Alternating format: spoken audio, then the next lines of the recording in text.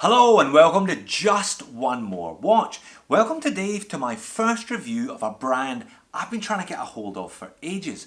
Spinnaker, a range of interesting looking dive pieces. Now Spinnaker are a brand that very much speaks my language. They do discounts. Indeed, you will find a code for 30% off anything you like from the Spinnaker website in the description of this video. Now today I'm going to review this brand new Croft model, a vintage style diver with a bag of wrist presents, but I've also got my eye on two of their other models. This one, the Fleuss, a kind of 50 fathoms style classic dive watch, and this one, the Marina, polycarbonate body, super light Seiko NH35. Look out for reviews of those two. But as mentioned, today it's the Croft. Let's flip the camera and get into it. So my first encounter with Spinnaker then. Worth the wait, or shouldn't I have bothered?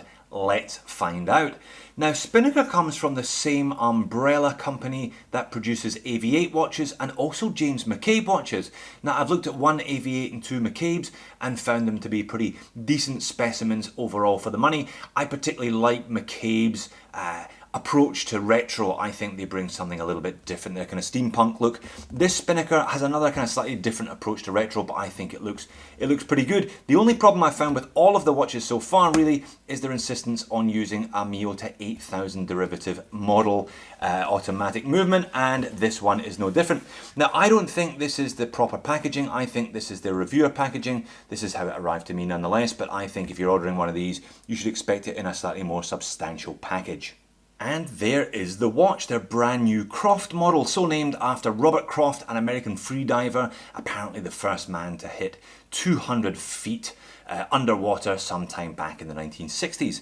I'm not sure if he personally endorsed this one, I doubt that very much. Anyway, it's a kind of big style retro dive watch. We're going to have a look at it, we're going to get some dimensions and specifications, we're going to do a movement accuracy report, loom shot, wrist shot, all that good stuff, and let you know what I reckon to my first Spinnaker. So let's talk about price early today then. Not a lot of point in telling you what you're going to get before I tell you how much you're going to pay for it. This one on pre-order. Now Spinnaker tend to do pre-orders. They did that with the AV8 Flyboy automatics that I reviewed a couple of months ago. I guess it's the step beyond Kickstarter. When you're an established company, you've got a new piece on the market, but you want to get a bit of cash in the bank, so pre-ordering at the moment. This one pre-ordering for $320 US, but by using the code JUSTWATCH30 in the discount, you can take 30% off that, taking it down to $220 odd.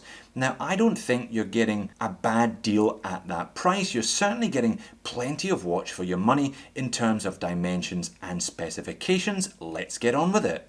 Now I am most certainly a fan of these retro style dive pieces, hence the Juno Ocean Rover and my recent purchase of an Oris 65, but this one, I guess it turns it up another notch in terms of the styling cues. There is a bunch of stuff going on with this dial, but somehow I think it just about hangs it all together. And it's a big boy as well. We've got a 43mm in diameter. Now Spinnaker's website says it's 12mm thick. I have no idea where they're measuring that from. I get it closer to 15, certainly over 15 if you're going to include that cute little circular cyclops there at the 3 o'clock. We've got a 51mm lug to lug, 22mm lug width, which is in keeping, I think, with the overall dimensions of the piece, weighing in on the supply leather strap at 110 grams. So certainly larger than the two watches previously mentioned, and possibly even more deliberate in its attempt to go for a retro look. Now the dial there today,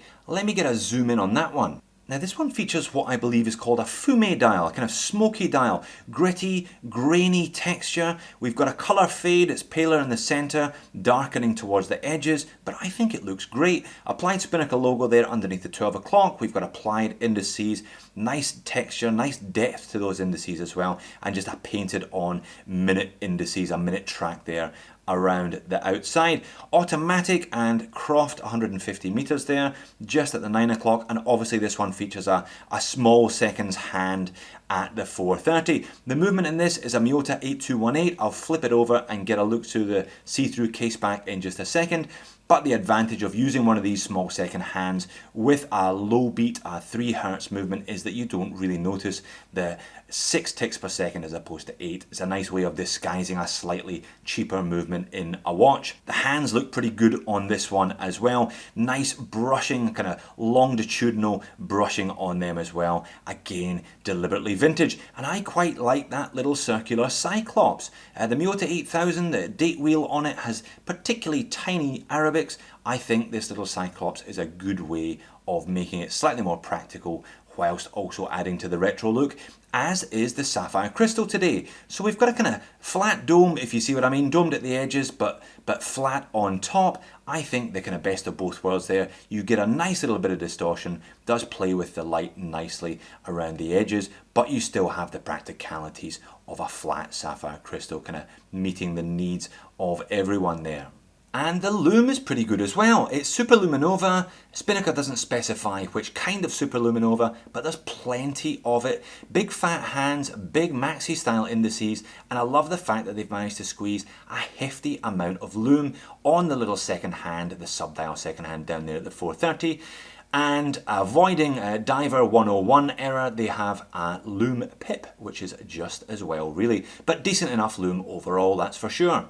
The case is also nicely finished. Spinnaker logo on the side. Now, I'm not a massive fan of that, but it's very, very subtle, so I think it gets away with it. Seems to be a bit of a recurring theme.